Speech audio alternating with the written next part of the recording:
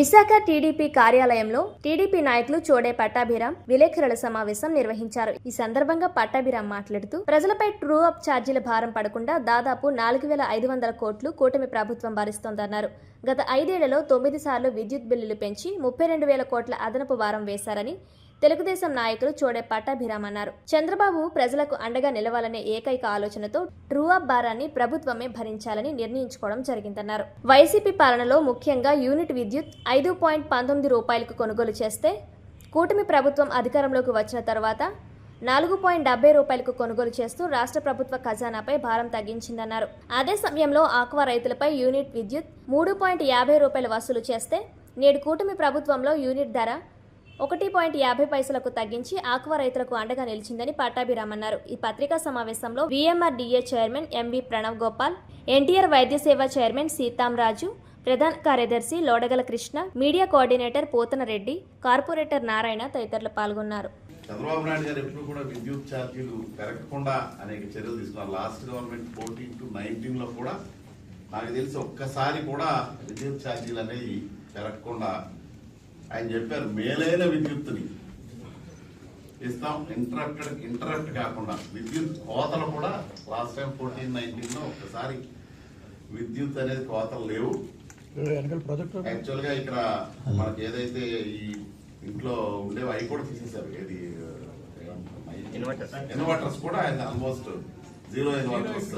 Zero inverters stage కి జరిగింది. తర్వాత మరి గత హయాంలో మీరు చూస్తానే ఉన్నారు, విపరీతంగా 9 సార్లు పెంచారు.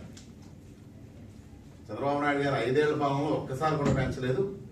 9 సార్లు విద్యుత్ పెంచడం, నిరంతరంగా విద్యుత్ కోత, ప్రజలు అనేక ఇబ్బందులకి గురవడం కూడా జరిగింది.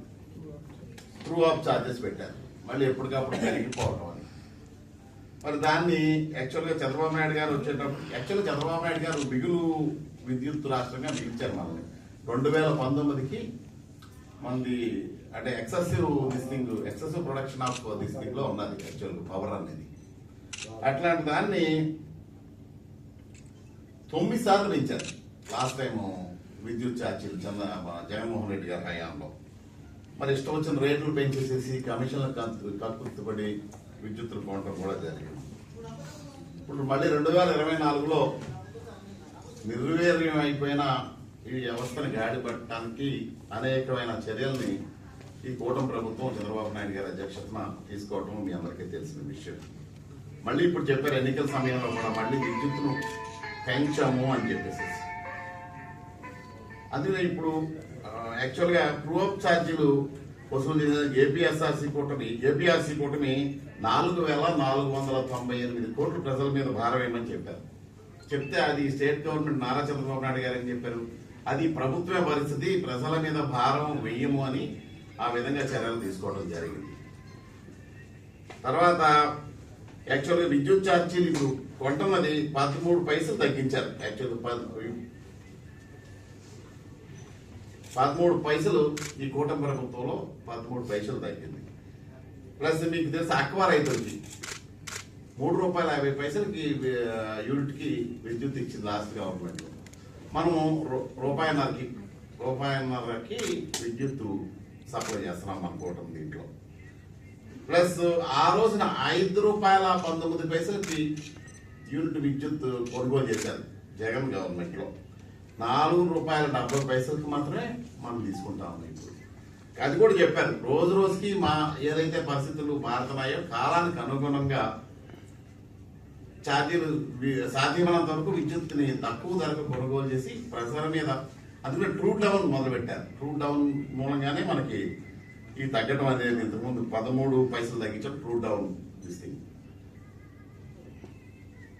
అంటే ఇప్పుడు అదే కాకుండా ఇప్పుడు సోలార్ ఎనర్జీకి ఎక్కువ ప్రిఫరెన్స్ ఇస్తా ఉన్నారు. సోలార్ ద్వారా దీన్ని తీసుకురావాలి. ప్లస్ SC/STలకి అయితే ఫ్రీగా సోలార్ పవర్ ప్లాంట్ అన్ని చేస్తా ఉన్నారు. అట్లా బీసీ వర్గాలు కూడా కేంద్ర ప్రభుత్వం ఏదైతే సబ్సిడీ ఇస్తుందో అట్లా కాకుండా ఎక్స్ట్రా స్టేట్ గవర్నమెంట్ కూడా ₹20,000 20% అనుకుంటా, సారీ 20,000 దానికి అదనంగా స్టేట్ గవర్నమెంట్ కూడా భరించి అంటే యాక్చువల్గా ఇట్లా పెంచుదామని చెప్పి సోలార్ పవర్ ఈ విధంగా తీసుకెళ్లే ఉద్దేశంతో ఈ ప్రభుత్వం చర్యలు తీసుకుంది. ఏ విధంగా చూసినా ఆ రోజుని విద్యుత్ రాష్ట్రం అంటే ఆంధ్రప్రదేశ్ 2014 మళ్ళీ ఆ విధంగానే ఆ రోజులు పునరావృతం కాబట్టి దారుణమైన పరిస్థితుల్లో గగ్గోలు పెట్టారు విద్యుత్ గురించి. ప్రజలంతా 9 సార్లు పెంచడం, ఎప్పుడు చూసినా ఆగిపోవడం, మళ్ళీ ఇప్పుడు విద్యుత్ అంతరాయం లేకుండా నాణ్యమైన విద్యుత్తుని సరసమైన తగ్గించిన రేట్లలో ఇచ్చిన ఘనత ఈ కూటమి విజయంగా మీ ద్వారా ప్రజలందరికీ తెలియజేసుకుంటా ఉన్నాం. ప్లస్ ఇంకో విషయం, భోగాపురం ఎయిర్పోర్ట్. భోగాపురం ఎయిర్పోర్ట్ గురించి వాస్తవాలు అనేది అందరూ తెలుసుకోవాల్సిన అవసరం ఉంది. కర్మ క్రియ తెలుగుదేశం పార్టీ ప్రభుత్వాన్ని ఆ రోజు, ఎందుకంటే ఆలోచన ఆ రోజుని అశోక్ గారు ఏవియేషన్ మినిస్టర్గా ఉండటం, ప్లస్ విశాఖపట్నాన్ని ఈ ఏరియానంతా ఉత్తరాంధ్రను అభివృద్ధి చేయాలని ఒక అంతర్జాతీయ ఏదైతే ఫైనాన్షియల్ క్యాపిటల్ గా విశాఖపట్నం అభివృద్ధి చేయాలి, ఉత్తరాంధ్ర ప్రాంతం అంతా అభివృద్ధి చెందాలి అని ఒక అంతర్జాతీయ విమానాశ్రయానికి ఆ రోజు శ్రీకారం చుట్టింది తెలుగుదేశం ప్రభుత్వం.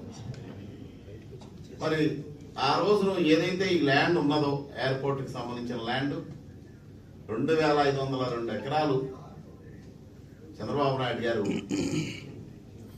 ప్రభుత్వంలో, ఆ రోజు తెలుగుదేశం ప్రభుత్వంలో ఎక్వైర్ చేసి పుల్అప్ చేసి 2019లో శంకుస్థాపన చేయడం కూడా జరిగింది. మరి ఏదైతే ఆలోచన భోగాపురం ఎయిర్పోర్ట్ అనుకుందో అన్ని కేవలం తెలుగుదేశం ప్రభుత్వంలో ఆ రోజున మొదలు అంటే శంకుస్థాపన. మరి జగన్ గారు ఆ రోజు మాట్లాడారు, మీకు విజువల్స్ చూపిస్తాం ఒకసారి. ఎర్ర బస్సు కూడా రాని భోగాపురానికి ఎయిర్పోర్ట్ ఎందుకు అని చెప్పేసి జగన్మోహన్ రెడ్డి గారు మాట్లాడారు. ప్లస్ ఇంకో స్టేట్మెంట్ కూడా ఇచ్చారు, కోర్టులకు వెళ్ళైనా సరే భోగాపురం ఎయిర్పోర్ట్ ని ఆపేస్తాం. అది కూడా మీ క్లిప్పింగ్ చూపిస్తాం. తర్వాత ఇంకో స్టేట్మెంట్ కూడా ఇచ్చారు, విశాఖపట్నం ఎయిర్పోర్ట్ లోనే మధ్యాహ్నం పూట ఈగలు తోలుకుంటున్నారు, మళ్ళీ ఇంకో కొత్త ఎయిర్పోర్ట్ ఎందుకు విశాఖపట్నానికి అని ఉత్తరాంధ్రాన్ని విశాఖపట్నాన్ని అవమానించేలా కామెంట్ కూడా చేసిన ఘనత మన జగన్ గారు. ఇంకో విషయం చెప్పారు, భోగాపురం ఎయిర్పోర్ట్ నిర్మించడం అనేది ఒక దిక్కుమాలిన ఆలోచన అని చెప్పాడు. ప్లస్ ఇంకోటి, జిఎంఆర్ సంస్థకి ఎయిర్పోర్ట్ బాధ్యతలు అప్పచెప్తున్నారు, ఇది కేవలం దేనికోసం ఏదో లంచాల కోసం చంద్రబాబు గారు చేస్తున్నారు ఇట్లా చెప్పాడు కదా.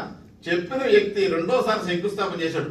చంద్రబాబు నాయుడు గారు చేసిన శంకుస్థాపనకి రెండోసారి శంకుస్థాపన చేసి మరీ అదే జిఎంఆర్ సంస్థకి ఇవ్వటం చాలా గర్వకారణం అని మాట్లాడాడు. అంటే అసలు ఏ విధంగా చూసినా రెండు మాటలు మాట్లాడుతూ ఉన్నారు. నిన్న మీ అందరికీ తెలుసు, నిన్న మొదటి ఫ్లైట్ మన ఇక్కడ భోగాపురం ఎయిర్పోర్ట్ లో లాంచ్ అవ్వడం అనేది మనందరికీ ఒక మహా అదృష్టం. ఉత్తరాంధ్ర ప్రజలకు ఒక అంటే మనసులో ఎప్పటికీ చరిత్రలో గుర్తుండిపోయే సంఘటన. అది కూడా ల్యాండింగ్ కూడా మీకు విజువల్స్ లో ఒకసారి చూపించదలుచుకున్నాం. ప్లస్ అనేక చర్యలు అంటే ఈ యాక్చువల్గా ఈ చంద్రబాబు నాయుడు గారి ప్రభుత్వం కొనసాగి ఉంటే కనుక ఈ పాటికి ఆల్మోస్ట్ ఫ్లైట్స్ రాకపోకలు అన్ని స్టార్ట్ అయిపోయి ఉంటాయి. ఈ పాటికే అంత ఎయిర్పోర్ట్ ఫుల్ స్వింగ్ లో జరుగుతూ ఉండేది. మరి ఈయన వచ్చి ఇట్లా దాన్ని ముందు విధ్వంసం చేసేసి ఆపేసి మళ్ళీ కాదు ఆపేస్తామని చెప్పి 500 రకాలు వేరే అని చెప్పేసి తర్వాత మళ్ళీ జిఎంఆర్ నేర్పించి మళ్ళీ జిఎంఆర్కే ఇచ్చి ఇట్లా లేట్ చేసి స్టార్ట్ చేశారు. సరే ఈ మన ప్రభుత్వం వచ్చిన తర్వాత అనేకమైన లైసెన్సులు కానీ దానికి రావాల్సిన చాలా అంటే ఇమిగ్రేషన్ చెక్ పోస్ట్ కానీ సిఎస్ఎఫ్ భద్రతా నియామకం కానీ కస్టమ్స్ కానీ ఇట్లాంటి కొన్ని రావాల్సిన ఐసిపి